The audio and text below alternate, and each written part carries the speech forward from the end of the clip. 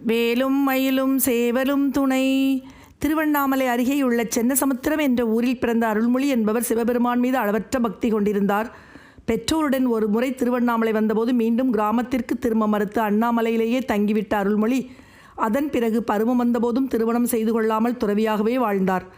அண்ணாமலையார் திருக்கோவிலின் வடக்கு பகுதி கோபுரம் மட்டும் அடித்தளம் போடப்பட்டு பிறகு ஏனோ கட்டப்பட முடியாமல் அப்படியே மொட்டையாக நின்று போனது. எத்தனையோ பேர் முயன்றும் அந்த கோபுரத்தை கட்ட இயலவில்லை. எந்த வேலையை யாரிடம் எப்படி முடிக்க வேண்டும் என்று முடிவு செய்யும் ஈசன் வடக்கு கோபுரத்தை கட்டும் பணியை தொடங்கு என்று அம்மணி அம்மாள் என்று அழைக்கப்பட்ட அருள்மொழிக்கு உத்தரவிட்டார். ஒரு பெண் தன்னந்தனியாக ஆங்கிலேயர் ஆட்சி செய்த காலத்தில் 171 அடி உயரத்துக்கு பிரம்மாண்டமான ஒரு ஆலய கோபுரத்தை 18ஆம் நூற்றாண்டில் கட்டி முடித்து கும்பாபிஷேகமும் செய்து முடிப்பது என்பது பிரமிக்கத்தக்க நிகழ்வாகும். எல்லையில்லாத ஆதியே, எல்லாம் உணர்ந்த ஜோதியே, திருவண்ணாமலை முக்தியே.